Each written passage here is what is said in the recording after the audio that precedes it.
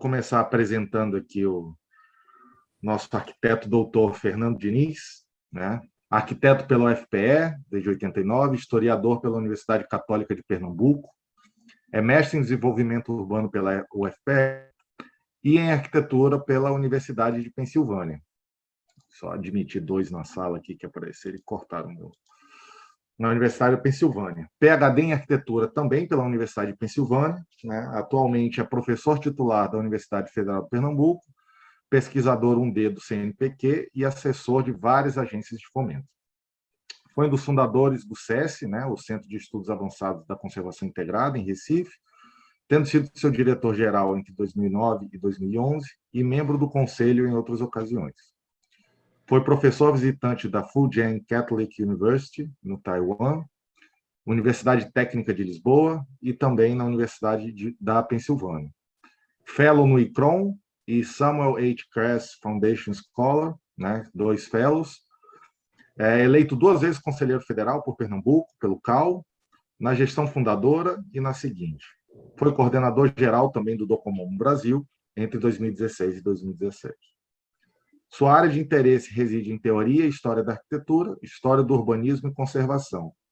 Sobre esses assuntos, tem cerca de 90 artigos e capítulos de livros publicados em mais de 10 países. Coautor do livro Um Recife Saturnino, 2010, e organizador de Arquitetura Moderna no Norte e Nordeste, 2007.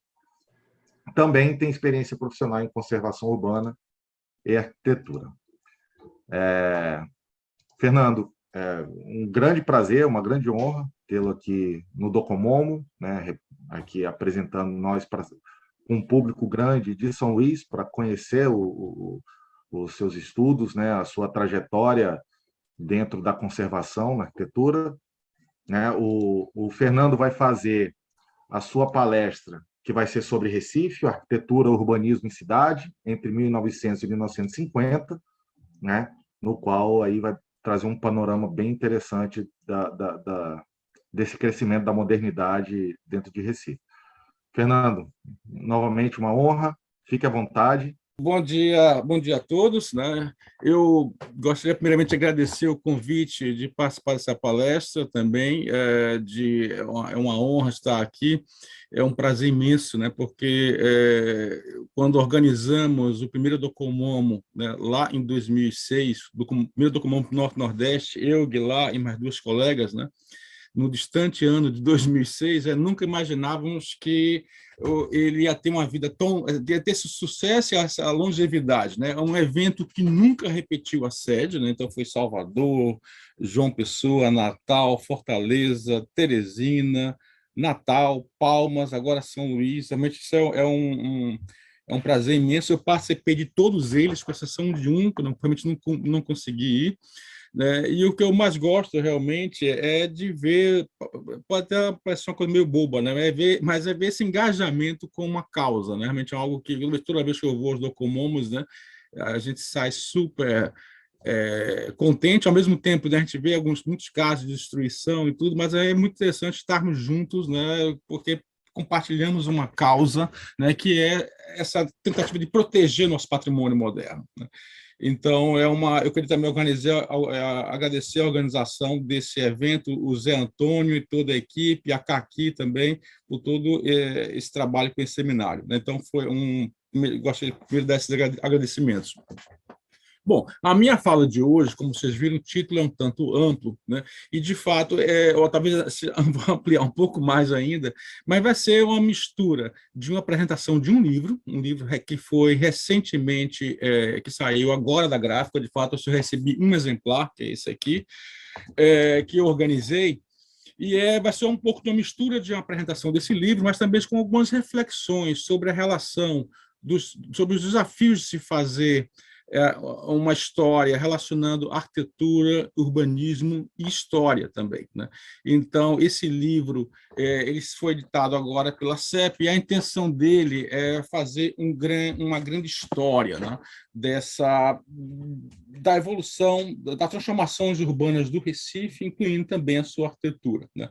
Esse livro ele nasceu de um curso que eu organizei em 2015, né, um colega nosso, arquiteto, o Francisco Cunha, né, mas que se dedica mais a consultorias em empresas e tudo, mas é um grande ativista, né, pela cidade, pelo pedestre na cidade, tudo, uma cidade caminhável e tal.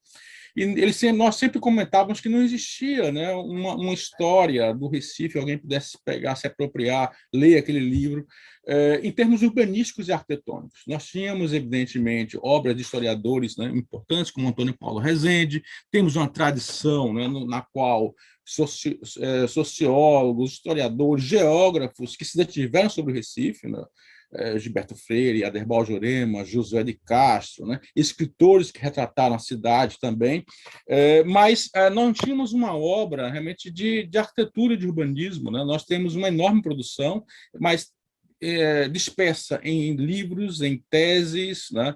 Em artigos, e a nossa ideia justamente era tentar, com aquele curso em 2015, trabalhar esse conjunto, chamando especialistas que pudessem dar cabo, né, de cada fase dessa. Então, nesse curso estavam José Luiz, a Renata Cabral, Virgínia Pontual, Amélia Reinaldo, Tomás Lapa, eu, né, o Francisco Cunha também, e ficamos de pensar uma publicação sobre isso, né, mas a oportunidade só surgiu agora durante a pandemia, né, nem todos puderam participar do livro, mas o objetivo dessa obra é justamente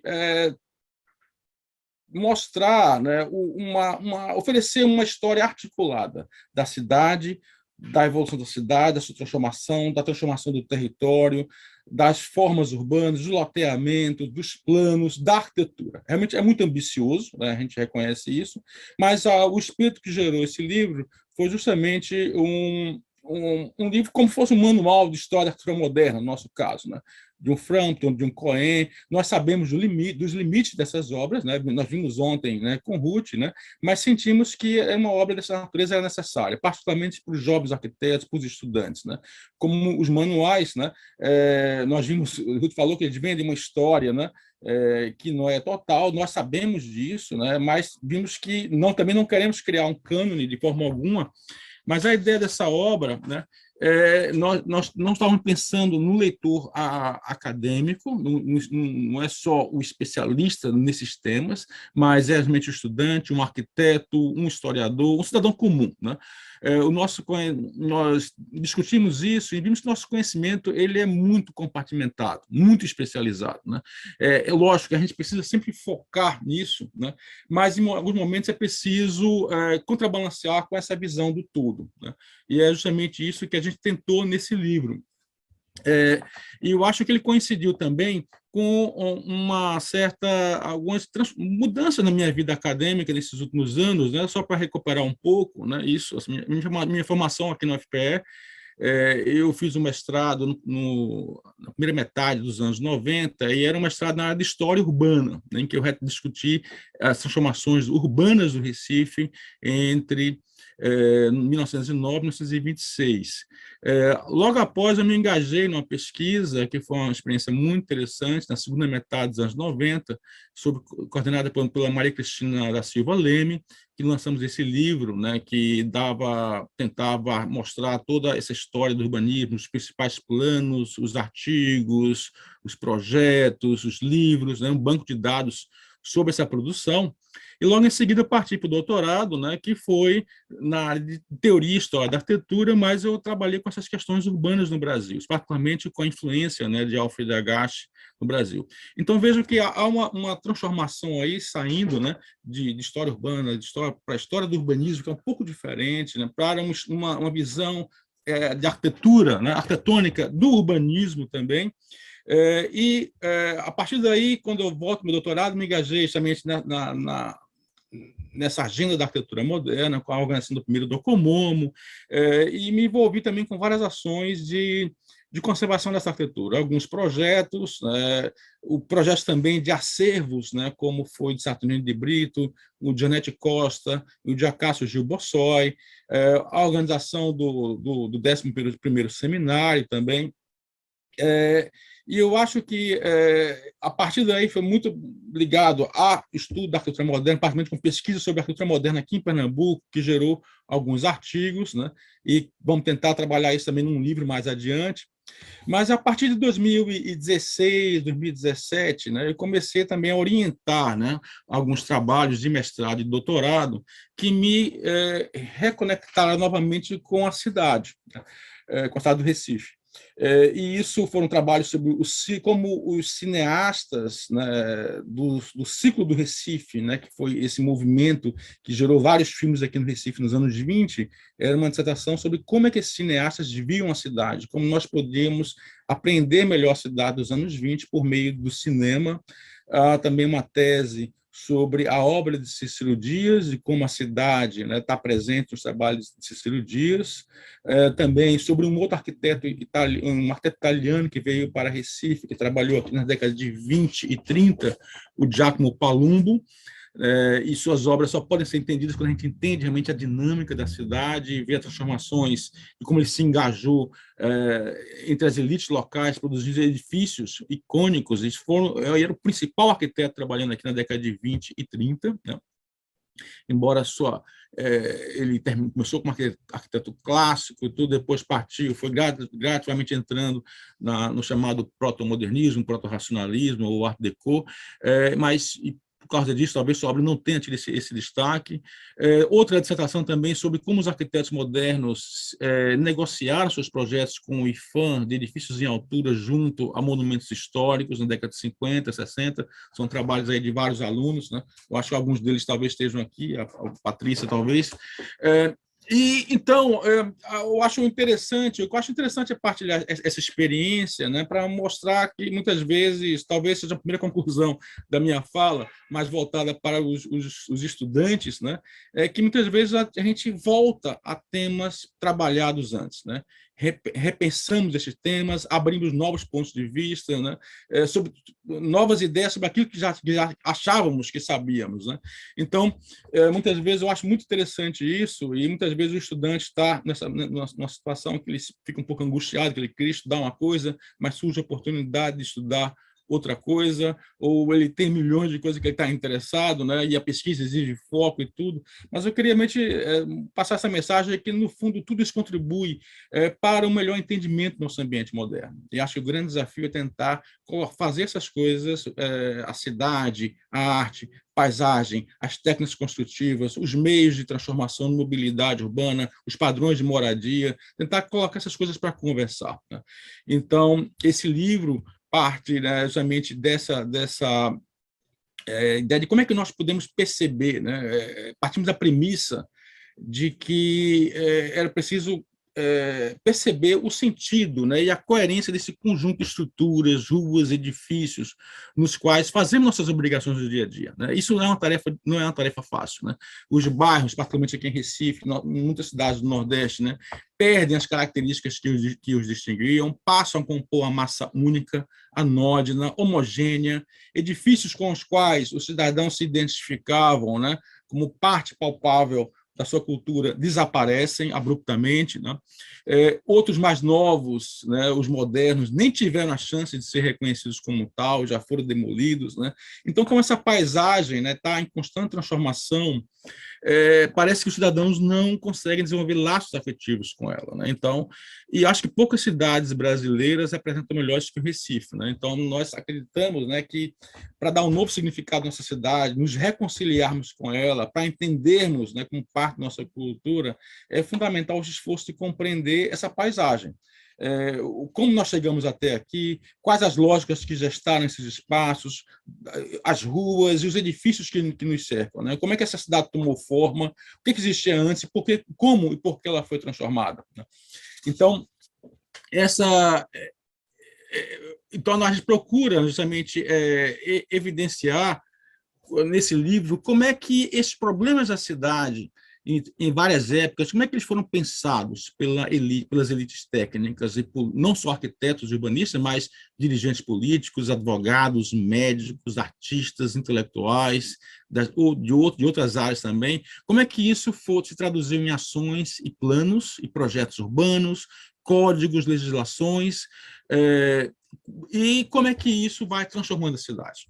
Então, como é que surgiram esses planos, como é que eles foram implementados, quais os impactos que eles tiveram e quais as novas, e como isso vai reconfigurando a cidade. Então, nessa tarefa para fazer esse livro, né, alguns autores foram muito importantes, né, assim como, sobretudo, autores que tinham esse olhar do urbanista, né, que eu acho que é o que, e do arquiteto, né, e o que é o que diferencia justamente os nossos trabalhos dos trabalhos dos historiadores, né.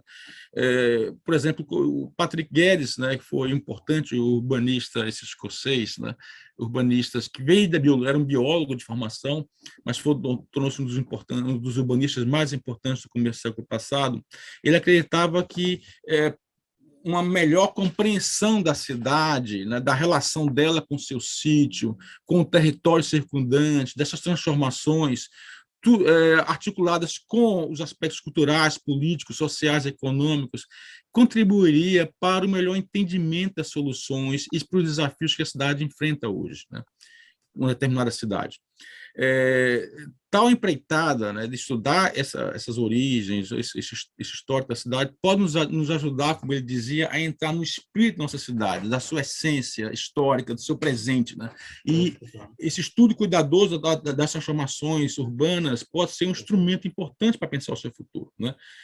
E Guedes falava que, ao invés de recorrermos a planos fantásticos, o caminho para uma cidade mais equilibrada, bela, justa, digna, já existe na própria cidade, né? Cabendo a nós identificá-los. Um outro autor também, isso vem um pouco das minhas leituras na época do doutorado, né, era justamente, foi o francês Marcel Poet, né, dizia, né, que somente pelo conhecimento das transformações espaciais, né, e não dos fatos históricos, nós podemos entender, né, os elementos que perduram, que marcam a transformação, a evolução dessa cidade, né, sendo só assim podemos tomar decisões acertadas sobre o seu projeto hoje, né. Um outro autor também que foi muito importante com uma visão mais geral, foi Bernardo Seck, né? Esse livro, Primeira Lição de Urbanismo, né? Ele coloca que para onde nós olharmos, nós encontraremos traços deixados por aqueles que nos precederam, né? Vilarejos, casas isoladas, ruas, trilhas, ruínas, canais, diques, divisões de terrenos rurais, plantações, né? E esses vestígios todos podem ser vistos ainda no Recife, né? Alguns com mais facilidade, né? Utilizados hoje de diferentes formas, outros com mais dificuldade, né? E tudo isso, nossa cidade evoluiu a partir disso, né? De um território. Então, esse é um livro que nos ajuda muito, sobretudo com os estudantes, a gente vai adentrar uma área, tentar entender quais os traços, né, que revelam ocupações anteriores, né? Então, esse livro também, né, ele tem alguns autores de arquitetura também foram muito importantes, como livros como John Summerson, né, o George London, que faz esse panorama da cidade nesse período, mostrando a transformação do território, mas também a ação dos construtores, né, das moradias, como eram as moradias, e tentar fazer essa articulação. Acho que foi um livro que me inspirou muito na época que eu li, há muitos anos atrás, né? Assim como um livro ambicioso também do Anthony Sutcliffe, que é mais conhecido como historiador do urbanismo, mas fez esse livro muito interessante sobre uma história arquitetônica de Paris, né? Ou Donald Olsen, que trabalha a cidade do século XIX, em 3 grandes cidades, Londres, Paris e Viena, articulando, né, também construtores, códigos de construção, práticas sociais, né? E, por fim, o mais conhecido deles, que é o Vienna von der Seckel, que é um livro fenomenal, que se aprofunda numa cidade em um determinado período, né, mostrando todas as pessoas que estavam circulando, as ideias, né, de Freud, Adolf Loos, né, Kokoschka, Klimt, né, como é que essas pessoas produziram essas obras nesse ambiente, né, que foi Viena na virada do século. Então, outros autores também, nós incorporamos também, lógico, muitos estudos prévios do Brasil, né, que não coloquei as capas aqui, alguns são artigos, né, mas o estudo do passado de nossas cidades, do nosso edifício, já tem uma certa musculatura. Ele comportou diversos olhares ao longo do tempo, ora privilegiando a arquitetura, a forma da cidade, as práticas profissionais, né, por exemplo, na década de 10, Ricardo Severo, logo depois seguido por Zé Mariano, Filho, Lúcio Costa, foram os primeiros a olhar para o nosso passado colonial como fonte de inspiração para a arquitetura. Na década de 40 e 60, mais ou menos, a gente teve importantes historiadores, né, como Robert Smith, Germain Bazin, sobre a arquitetura da era colonial, sobre as grandes nossa arquitetura barroca. No final dos anos 60, aparecem estudos pioneiros, né, de Nestor Goulart, de Paulo Santos. que foram fundamentais para a nossa formação. Nos anos 80, é inegável a contribuição dos historiadores, né, dos sociólogos e geógrafos, como Maricela Brettiani, Nicolau Savchenko, né, Maria Adélia de Souza, Lícia do Prado Valadares, que trouxeram esse olhar da paisagem social das cidades brasileiras nas primeiras décadas do século XX. Isso influenciou muito, quando me lembro dos primeiros encontros de história urbana, no começo dos anos 90, influenciou muito a história que vai ser feita pelos arquitetos, né? A partir dos anos 90, nós temos pesquisas como aquela que eu participei, que eu acho que foram muito interessantes, sobre a história do urbanismo, e também, e como nós sabemos bem, nos anos 2000, cresceram exponencialmente os estudos sobre a arquitetura moderna brasileira, revelando facetas, né, ainda desconsideradas pela historiografia, vários arquitetos, estudos mais aprofundados, né, sobre arquitetos, outros arquitetos também, como nós vimos agora na mesa, né, com o Cereto, o Marco Cereto e com a Sheila. Então, esse estudo que a gente fez, né, ele tenta admitir a contribuição desses diversos campos disciplinares, né, e se esforça para integrar os olhares da história urbana, da história da forma urbana, da história do urbanismo, da arquitetura. Ele busca, né, estabelecer um diálogo entre eles, né? De fato, a gente não quer construir um cânone, a gente não tem esse cânone ainda, nem a gente quer construir com isso, mas é apenas uma contribuição que procura alinhar muitos estudos que estão dispersos, né? Então, aí todos os autores, né, são arquitetos, e esse livro ele nasceu desse curso anterior, né, embora os autores sejam oriundos, né, de campos muito diferentes da profissão, né? Uns trabalham mais com urbanismo, e tem que olhar para a história, outros com patrimônio, né, outros com arqueologia também, e tem percursos muito diferenciados, né? Mas o que eles se interessam é pelas transformações da nossa cidade, e isso nos levou a estabelecer esse diálogo em comum, né?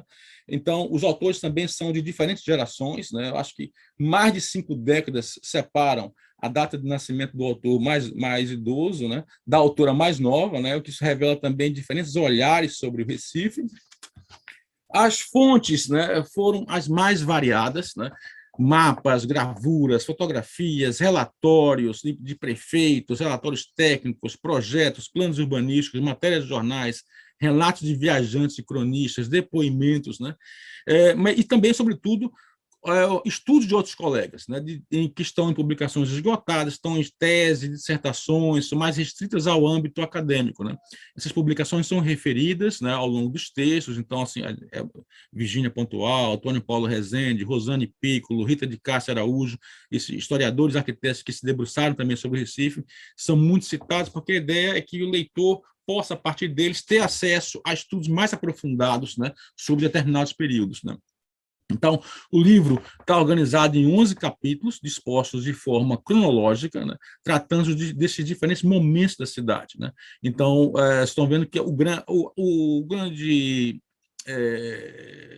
foco dele, de fato, é o século XX, é aquele que nós temos mais informações. Então, nós começamos com... Vou passar rapidamente pelos capítulos, para a gente ter uma ideia, né, do livro.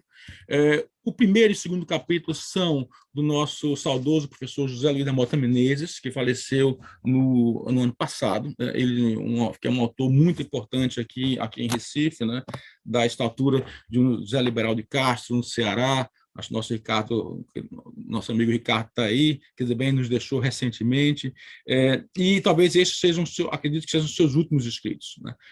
Ele vai reescrever coisas que ele já tinha escrito, ele é uma autoridade no Recife holandês, e ele justamente vai mostrar nesse capítulo 1 detalhamento dessa estrutura inicial do Recife, como é que ela tomou forma. Então, é uma análise muito focada nas imagens.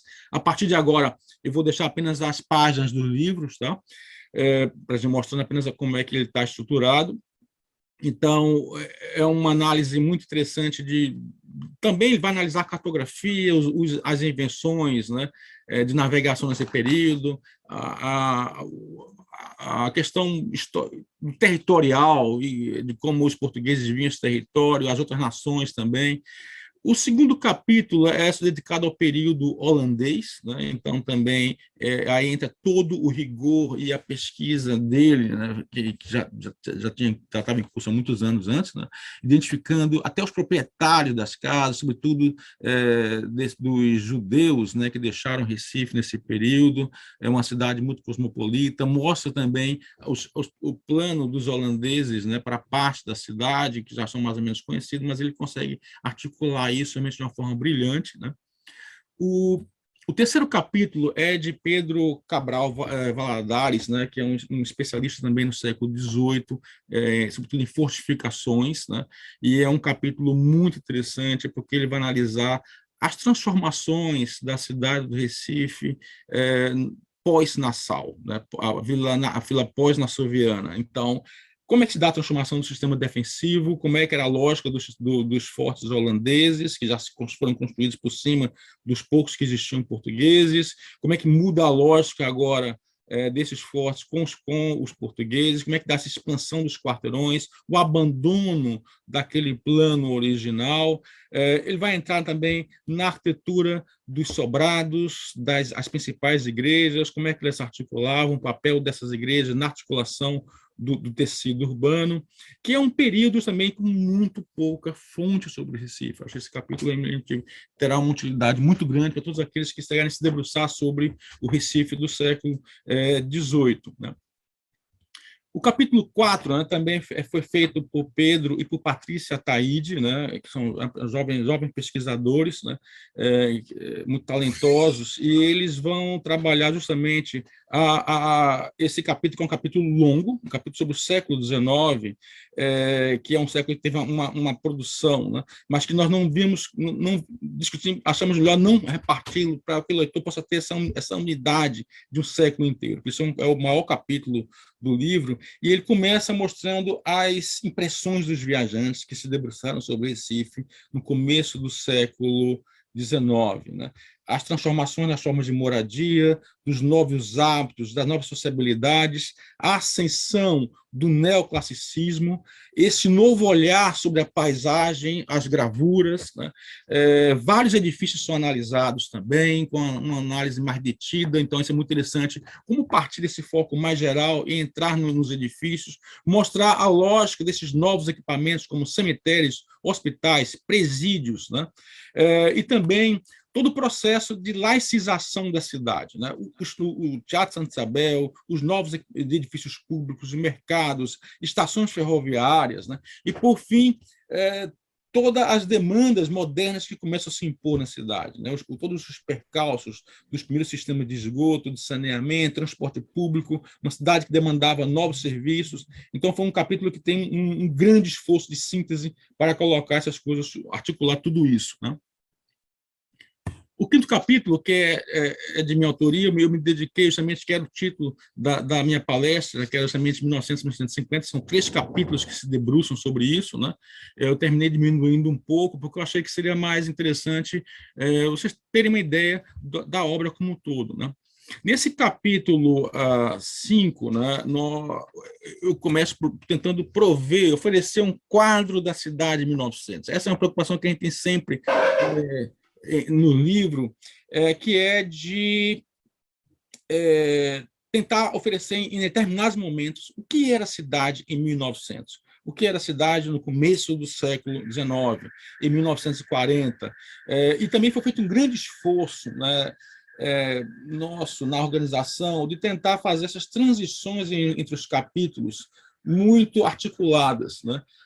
E acho que a equipe foi realmente muito legal, assim, porque a gente se abriu, assim, mente vendo que partes não estavam bem conectadas, que a gente tinha que fazer um esforço, até interferindo no texto do outro, achando que ele tinha que abordar isso. Alguns pontos, né, do livro, como, por exemplo, há uma grande intervenção no Recife, desastrosa, no começo dos anos 70, que é a Dantas de Barreto, mas o processo dela vinha se arrastando, e não tinha sentido para o autor, né, Tomás, que trabalhou nos anos 70, abordá-la, né? Então, era melhor que a Patrícia, que fez o capítulo anterior, pudesse abordá-la, enquanto que a FIDEM, por exemplo, todo o planejamento regional que se estabeleceu no Recife nos anos 70, que foi uma experiência muito interessante, de fato tem raízes mais antigas, né?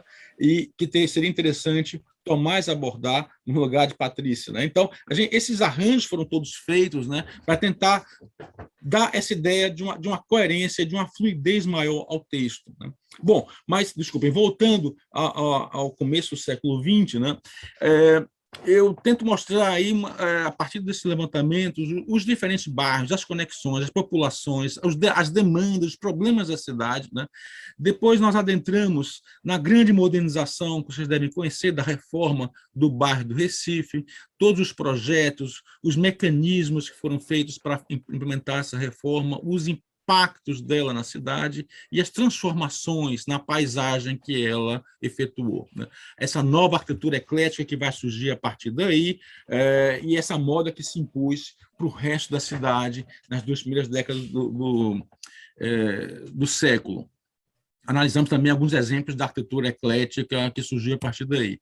O capítulo 6, né, que ele se dedica apenas aos anos 20, né, que realmente é um período que não tinha sido muito estudado antes, e nós, novamente, passamos, né, também a entender a lógica de como é que os artistas, né, o cinema via a cidade, apoiado tudo nesses estudos e pesquisas, né, de ex-orientandos também.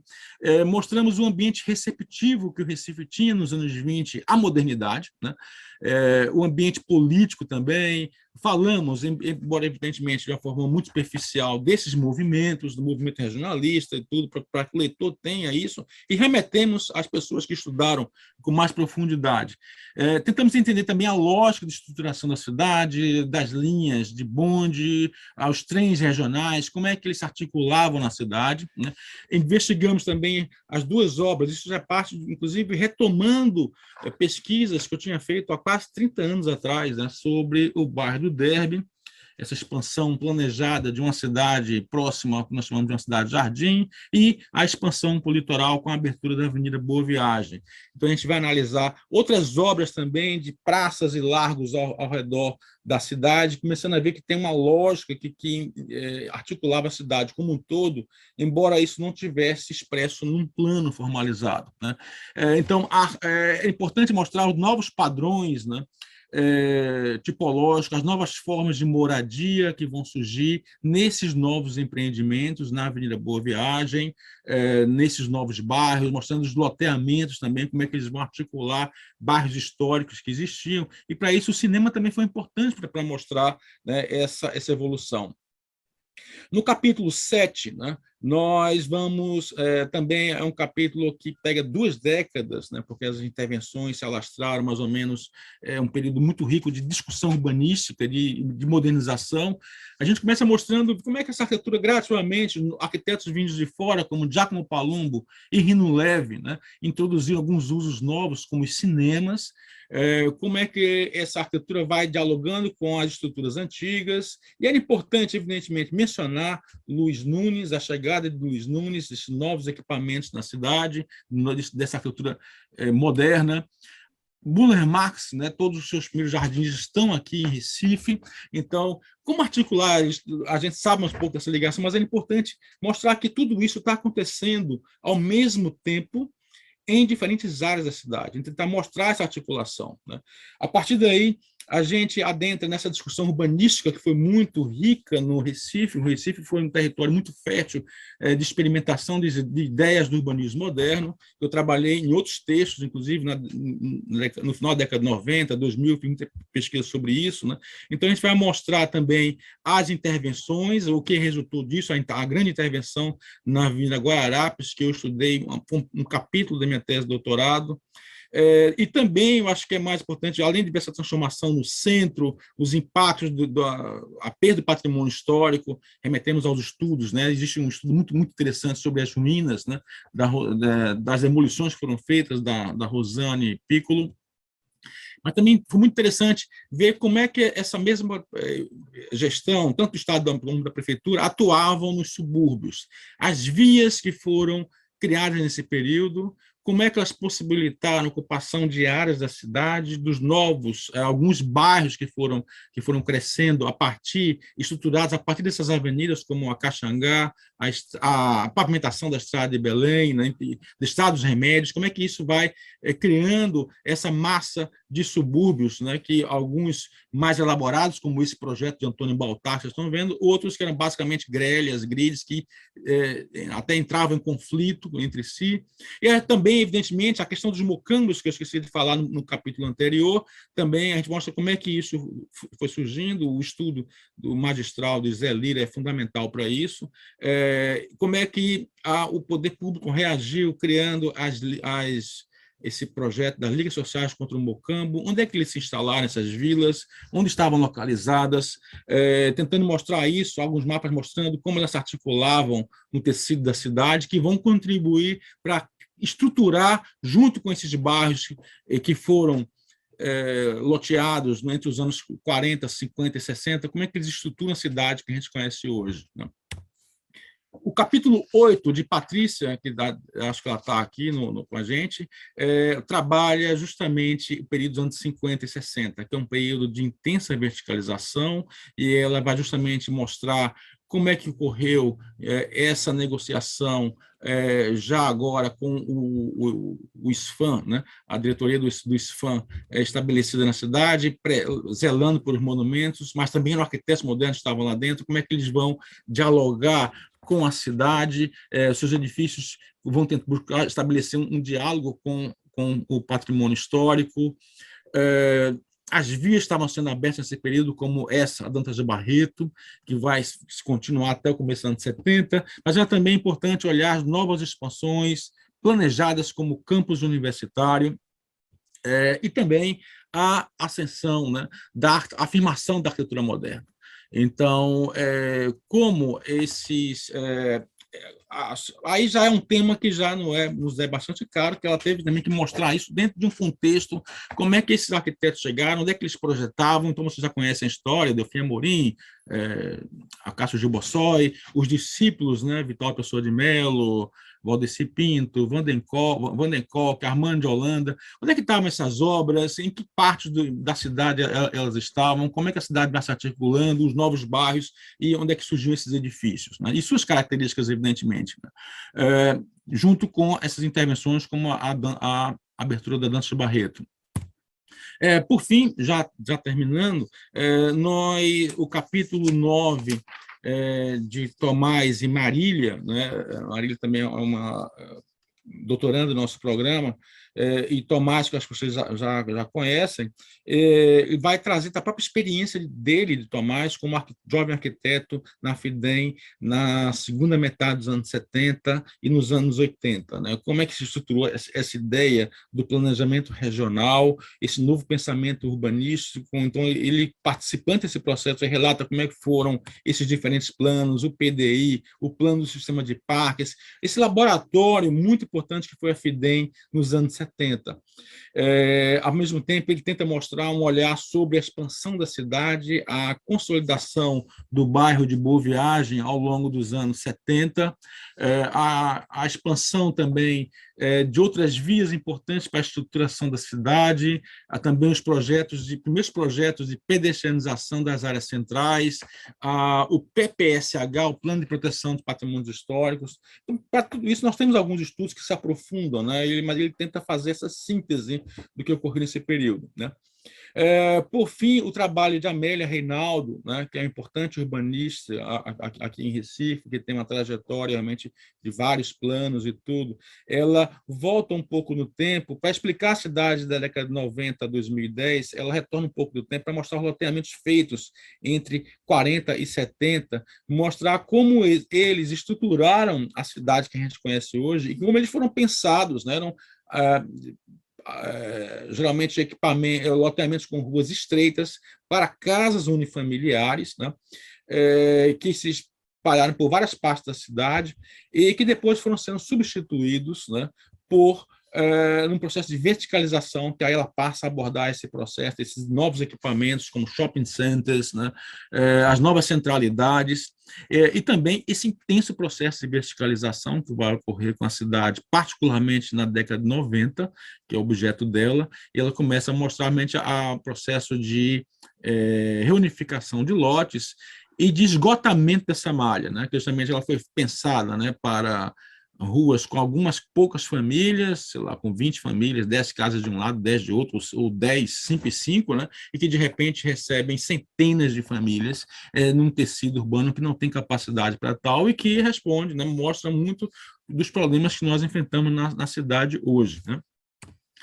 E, por fim, o último capítulo de Francisco Cunha, ele, como eu falei, ele parte mostrando a cidade, que foi a cidade de 2010 para cá, e o interesse dele é justamente mostrar, né, mostrando que ele inicia o texto mostrando que esse modelo de construir cidades se esgotou, entrou em colapso, né? E ele procura mostrar, basicamente no texto dele, mostrando como os diversos atores sociais contestam esse modelo rodoviário, né, e verticalizado, de edifícios altíssimos, sem relação alguma com a rua, e procura mostrar os sinais que mostram uma nova forma de repensar a cidade, né?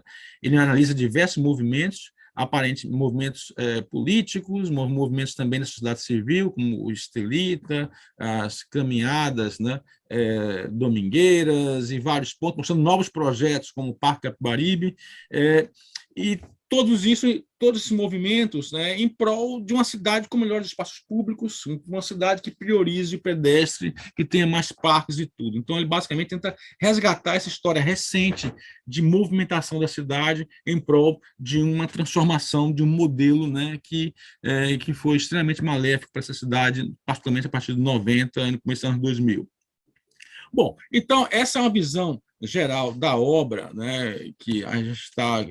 Eu até ampliei, não falei tanto o período que eu estava me proposto a falar, que eu acho que aquelas experiências já são conhecidas de vocês, mas a gente acha mais interessante dar uma ideia do todo, né? Então, eu acho que esse livro nos ajudou muito a pensar essa questão das especialidades, né, de cada pesquisador, né, como nós temos que estar conscientes disso, né, e que nós tentamos, nesse livro, criar um diálogo entre essas diferentes especialidades, de autores mais dedicados à história da arquitetura, outros à história do urbanismo, a praticantes do urbanismo, ligados a uma arqueologia também. Então, isso era alguns temas que tiveram que realmente ser para a obra. Ela realmente ficou muito, podemos dizer, ela tem letrinhas pequenininhas e tudo, é um texto de 400 páginas, né, no formato grande e tudo, e realmente não tinha como incluir mais coisas. Então, um esforço muito grande de síntese, que tivemos que cortar muita coisa que foi escrito nos textos, e pensando mais nas conexões, em que os autores pudessem recorrer, indicar as fontes onde os leitores poderiam se aprofundar sobre determinado período, né? Outra questão também foi a questão da narrativa, né? Como dar sentido a todas essas fontes, articular, criar uma narrativa, como encadear diferentes movimentos aparentemente desconexos na cidade, como procurar mostrar que existia uma lógica que permeava isso, né?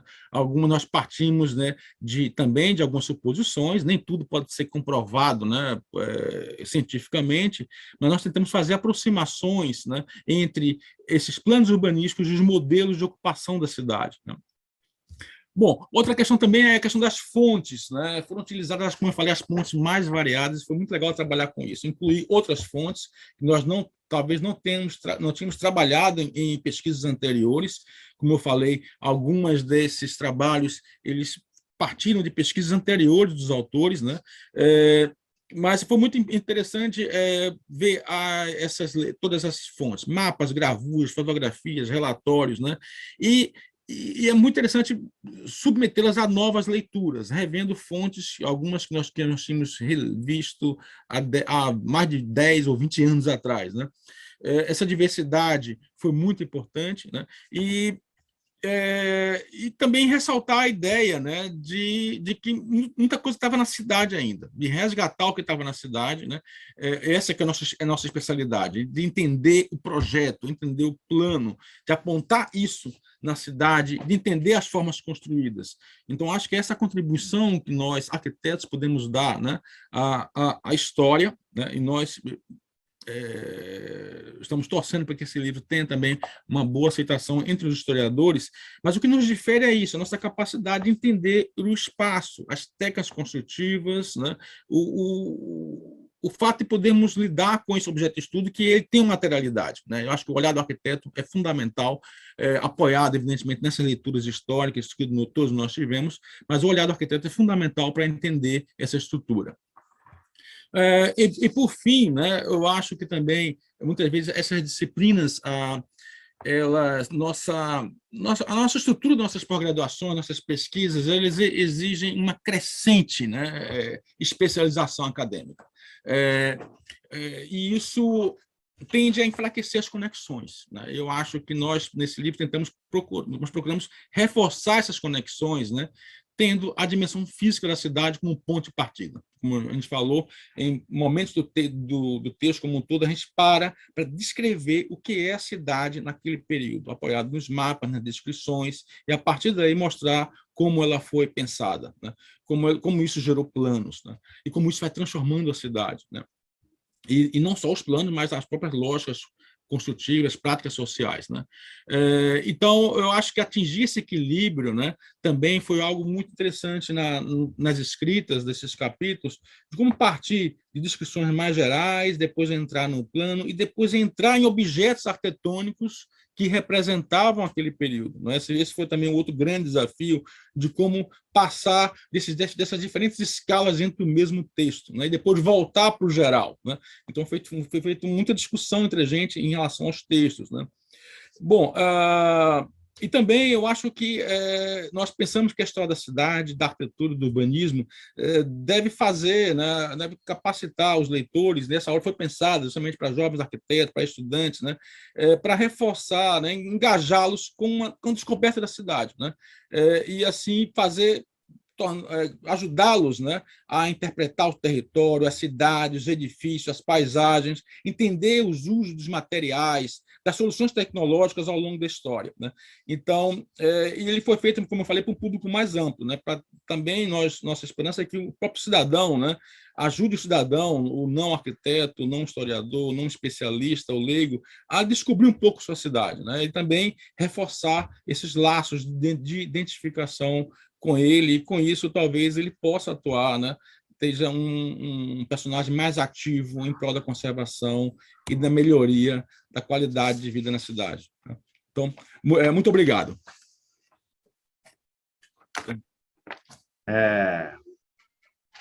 Uma grande aula, Fernando, né? Um livro que vai ser muito importante recifenses, né? Mas também para todos entusiastas urbanísticos da evolução, do crescimento das cidades, né? Principalmente nessas últimas décadas, né? Eu já vou reservar o meu, né? Já estou ansioso para... Eu esqueci de falar, desculpa, Eduardo. Eu falei que não era propaganda do livro, mas propaganda porque a impressão dele foi pequena, não vai ser muitos exemplares, mas ele vai estar disponível, assim, ele faz parte de uma coleção, né? Tem outros que foram editados já, que já podem ser baixados no site da CEP, que foi a editora. Ele vai estar disponível em breve, acho que no máximo no final do mês, ou novembro, ele vai estar disponível para ser baixado gratuitamente. Excelente, excelente. Parabéns também a toda a equipe que colaborou, né? A Patrícia, que acho que está aqui também no Patrícia, no chat, que está presente. Obrigada. Né? É muito interessante, né? A gente trabalhar tanto a conservação do patrimônio material, mas também o entendimento da evolução dele no traçado urbano, né? Na modelação das nossas cidades, né? Então, acho que vai ser certeza que esse livro vai ser um livro muito proveitoso para estar aí entre todos os arquitetos urbanistas, né, dentro do Brasil, para a gente embasar cada vez mais, né? Parece que é um livro que tem bastante conteúdo, muito multidisciplinar, né? Com várias visões, né? Cada um com sua especialidade, então isso torna cada vez mais rico, né, as experiências. Quem tiver alguma pergunta, né, quiser falar alguma coisa, é só levantar a mãozinha, gente, que a gente vai fazendo aqui. Eu queria, rapidinho, só agradecer também ao Lucas, que está aí presente, ele contribuiu com algumas fotografias, com belas fotografias para o livro também. Então, toda a registração... Bom dia, Fernando. Bom dia, Long. Bom dia a todos. Bom dia, da Gretchen. sala, os colegas. Nossa, Bom parabéns. dia. Parabéns pelo esforço desse livro. Eu coloquei aqui no chat que eu tive a alegria de ter o professor José Luiz Mota Menezes na minha banca de mestrado, hein, Fernando? Lá nos anos 2000, nem sei, né? Quando a gente fez o Minter entre o EMA e o FPE. E nosso trabalho dele, o trabalho dos historiadores, Fernando é um arquiteto historiador também, mas o trabalho dos historiadores é uma luz na nossa história urbana, né? É um complemento. Eu sou muito inspirada nesses trabalhos que resgatam a formação da cidade, né? Tem a ver com a minha formação. Então, o esforço desse livro, ele é um exemplo para todos nós, né? Long, Zé Antônio, que está aqui, como nós precisaríamos de um livro sobre o Maranhão assim, né, Long? Com os diferentes olhares, porque nós temos trabalhos fragmentados do nosso colega Felipe Andrés, trabalhos que já produzi eu, o pessoal da UEMA, mas vocês conseguiram fazer essa visão dessa especialidade, do olhar de cada um, que é uma base para a formação urbana, né? O Recife, nós aqui na UEMA somos inspirados nos trabalhos do Recife, porque fizemos toda a nossa formação no MDU, né, do desenvolvimento urbano, e para isso nós precisamos dessa base, né, como diz Foucault, como dizem os filósofos, olhar o passado para compreender nosso mundo contemporâneo, nosso esforço. Então, estão de parabéns, Fernando. Eu e várias pessoas colocamos aqui no chat o nosso desejo de ter esse livro, nós que somos old fashion way, que gostamos do livro físico, né? Esse livro é um livro muito importante para inspirar pesquisas, né, de jovens pesquisadores, inspirar teses de doutorado, inclusive, porque traz esse recorte dos diferentes olhares, né, da historiografia, da arquitetura, da construção do espaço urbano. Parabéns, Fernando, só para parabenizar. Seria muito bom. Eu gostaria de ter um livro físico. Eles não imprimiram? Não vão imprimir? Não imprimiram. Primeiro cerca, acho que 500 ou 1.000 exemplares. E onde a gente acha? A lógica da CEP, foi um livro encomendado, de fato. Né? Então, entendi. eles aqui eu entendi. Eu não sei como é que vai ser, eles vão distribuir para muitas bibliotecas, né? Eu não sei como é que então vai a ser gente deve pedir aqui através da UEMA, né? Com a CEP. E seria ótimo, se vocês pudessem muito bom, uma referência excelente aí para os jovens pesquisadores e para todos nós, né? Mesmo a rede Docomomo, nós temos essa questão do enfrentamento, de compreender a história dos planos urbanos da cidade, né? De compreender isso tudo, e ele é uma referência fundamental. Parabéns, Fernando, sempre contribuindo com a história, nos dando uma aula. Parabéns. Meu nome é Paulo, sou professor aqui de Caruaru, e eu fiquei muito feliz de ter a oportunidade de assistir essa palestra. Eu não tive a chance de ouvi-lo, professor Fernando, no sábado, que teve um encontro lá do CalPE, né? Exato. Mas no momento que eu vi que tinha a oportunidade, me organizei para assistir. E o que me chamou a atenção é sabido, né, que Recife é uma cidade diferente, por ela estar entrecortada dos dois grandes rios, e que esses dois grandes rios, por muito tempo, organizaram o urbanismo dessa cidade a partir de suas cheias e vazantes e também pela topografia.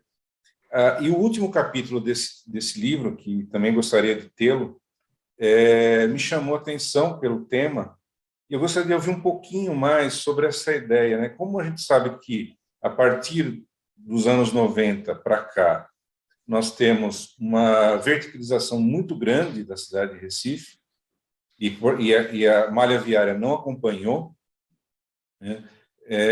O que isso vai... Já traz, a gente já sabe, já sente na pele, apesar de não morar em Recife, eu moro em João Pessoa, mas eu vivencio Recife muitas vezes, né? e a gente percebe que a malha viária, ela, em vários momentos do dia, ela não suporta. E essa tendência de cada vez maior, de uma densidade, né, cada vez mais alta, e, portanto, mais famílias morando em ruas que não foram planejadas, como é que está sendo pensado isso no âmbito da universidade para discussões futuras? Uhum. Bom, obrigado pelos comentários.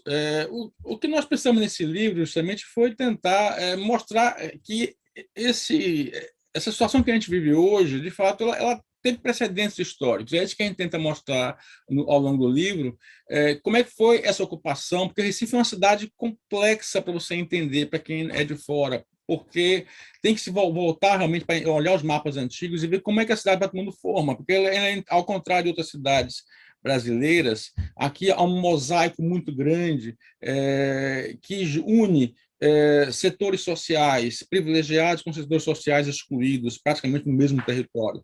Isso se deu justamente, também um pouco no caso de Salvador, por existirem vários terrenos que eram inapropriados para ocupação, terrenos alagados, áreas que foram sendo aterradas por setores mais pobres, né?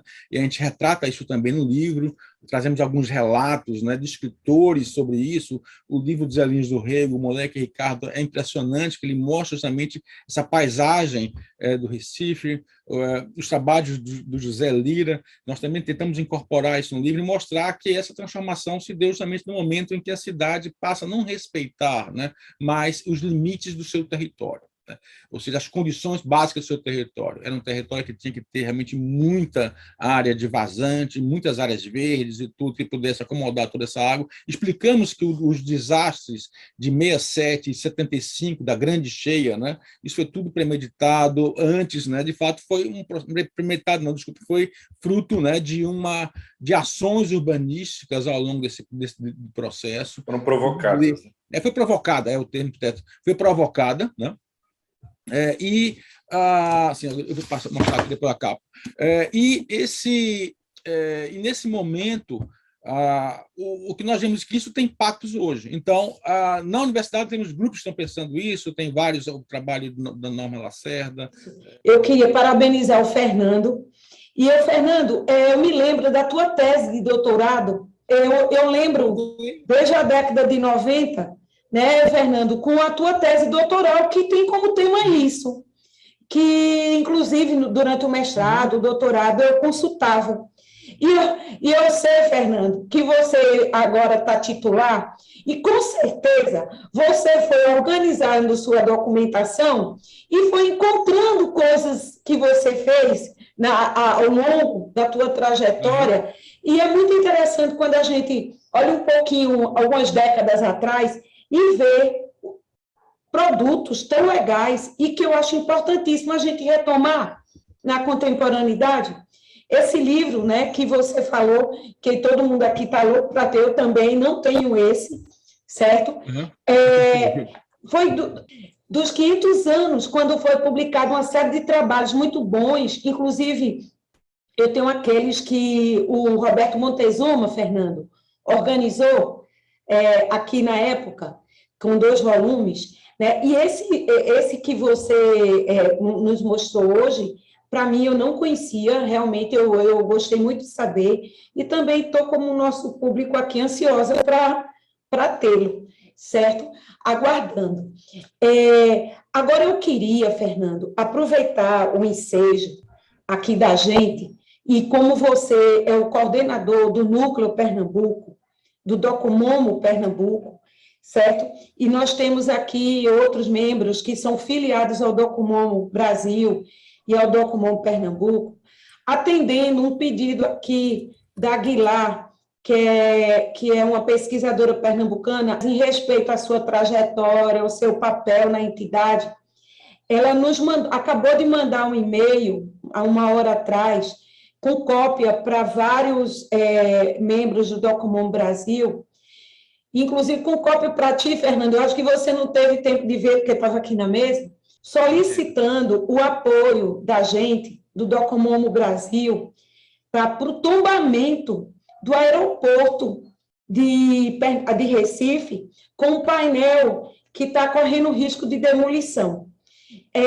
O aeroporto de Recife, projetado nos anos 50, o volume original, né, e com a ampliação da parte nova, que se transformou no aeroporto sociólogo Gilberto Freire, um aeroporto internacional grande, certo? Tem essa parte antiga correndo esse risco. Eu já sei que está um processo de tombamento tramitando no IFAM sobre os jardins de Burle Marx, inclusive Joelmi Marques, da Federal de Pernambuco, um tempo me procurou, e agora esse grito de socorro, digamos assim, da professora Guilar. Então, eu queria, Fernando, te pedir, a gente discutindo a cidade do Recife e havendo essa demanda, eu acho importante que talvez hoje, no final do dia, quando a gente encerre o evento, a gente faça essa carta de apoio ao Núcleo Pernambuco, tá certo? Enquanto entidade, enquanto pesquisadores, reforçando essa solicitação de tombamento emergencial, devido ao risco. O que eu acho que pode ser feito, porque o caso lá, existem vários pontos, porque o edifício é um edifício maravilhoso, ele funcionou até o começo da década de 80, com painéis artísticos, tem um jardim de Burle Marx na frente, o projeto era muito interessante, lá na Escola Carioca, do Arthur Mesquita, mas esse projeto ele foi totalmente alterado no finalzinho dos anos 70 para o começo dos anos 80, e foi totalmente caracterizado. Ficaram os jardins e os painéis de Lula Cardoso Aires, né? E no começo do ano 2000, com o novo aeroporto que foi feito ao lado, esse edifício ficou em desuso, né? Ele virou praticamente uma ruína hoje, e o que nós temos para salvar são os painéis que estão, né, nessa situação, e o Jardim de Burle Marx. Eu acho que tem que ser o Laboratório da Paisagem, né, com a Ana Rita aqui, está a par dos jardins, já está lutando para preservar esses jardins. Eu acho que o que nós podemos fazer é uma carta do Docomomo Brasil explicando isso, a importância desses painéis, porque o edifício já foi perdido já, o que nós tínhamos no passado foi perdido, mas a importância desses dois painéis são enormes, Lula Cardoso Aires, deles serem removidos e preservados em algum lugar. Então, acho que tem que ser talvez uma carta de apoio do Docomomo, como nós fizemos também no passado, você está fazendo também agora, fosse importante para que alguém encaminhe o processo de tombamento desses dois painéis. Fernando, é importante, como Sim. o Eduardo colocou aqui, quando a conexão caiu, que qualquer pessoa pode solicitar, pessoa física ou jurídica, não é, Eduardo? Pode solicitar o tombamento. Agora, tem que ver em que nível, se seria estadual, municipal, certo? Para, talvez, Fernando, se fosse nível, qual que você acha que poderia ser mais rápido? Essa ação municipal ou estadual aqui na cidade de Recife?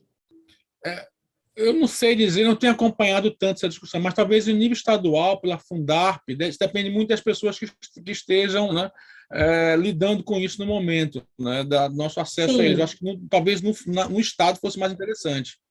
E o Núcleo Docomomo Pernambuco poderia solicitar essa proteção e a gente apoiaria com uma carta, com um documento, Fernando. Perfeito, então. O núcleo formalmente ele não existe, né? Mas a gente pode, como um grupo de pesquisadores, talvez falar com o Guilar e com a Rita, fazer uma coisa em conjunto. Né? Exatamente. Tanto dos jardins de Burle Marx, que já está tramitando, quanto desses dois painéis. E a gente dá entrada de uma forma mais ágil para tentar que eles sejam totalmente demolidos, né? E como Eduardo colocou. Se Eduardo quiser repetir, quando estava caída a conexão, Eduardo, porque já fica solicitado, por favor, Fernando, que os pesquisadores aqui vinculados ao Docomomo Pernambuco e a Recife façam alguma coisa o quanto antes, tá joia? O que eu estava falando para a Auxília, para o pessoal, é que, assim, pelo menos aqui na legislação aqui do patrimônio estadual, qualquer pessoa, qualquer cidadão, ele pode dar entrada num processo de tombamento, num pedido de tombamento, né? E a partir do momento que esse pedido ele é aceito pelo órgão de proteção ao patrimônio, ele automaticamente já se torna tombado. até que se saia o parecer final do dossiê, né, de tombamentos, dando ou não esse tombamento pelo órgão de patrimônio. Mas, a partir desse momento, ele já é considerado um bem tombado, até que se prove ao contrário, né? Outra medida que, por hora, nós acabamos fazendo por aqui, às vezes, acionar o próprio Ministério Público e declarar uma certa relevância cultural, apesar de não ser tombado, né? Aí uma carta de endossamento do próprio Docomum, né? Das associações de patrimônio que possam ter por aí em Recife, em Pernambuco, né? Para embasar esses pedidos, também agem como forma de frear o processo, né? Mesmo ele não sendo tombado por enquanto. Excelente. Fernando, pode contar com o nosso apoio, certo? A gente precisa de uma documentação, como a gente tem feito em outros lugares, Ricardo Paiva acompanhou, Ivanilson também, em outras cidades brasileiras, Goiânia há pouco tempo, lá em Porto Alegre, o Sérgio Moacir entrou em contato com a gente, certo? Mas a gente precisa de subsídios documentais, histórico, fotos, para poder fazer o documento do Documomo Brasil. Então, isso tem que partir do núcleo, né, entre aspas, Pernambuco, para a gente poder, então, ter essa solicitação, para a gente poder atender e colaborar. Tá joia, Fernando? Joia, perfeito. Vou conversar com elas. Obrigada, gente. Desculpe, assim, colocar isso, mas eu achei pertinente, porque não tinha momento melhor, durante a palestra de Fernando sobre o Recife, de discutir esse caso, né, e que foi demandado hoje de manhã, de uma forma, assim, por e-mail, e tinha que ser colocado. E a gente vai tomar as providências juntos, Documom Brasil e Documom Pernambuco. Tá joia? Obrigada. Obrigada, Fernando. Obrigada, Eduardo. Eu digo, se quiserem fazer umas considerações finais para a gente encerrar essa parte do bloco pela manhã. Não. Eu agradeço a oportunidade de falar aqui e estou à disposição, podem me contactar por e-mail, estou à disposição para tirar dúvidas. Logo, quando ele estiver disponível online, a gente vai enviar para vocês. E, se possível, em volume impresso. Muito obrigado. Muito bem.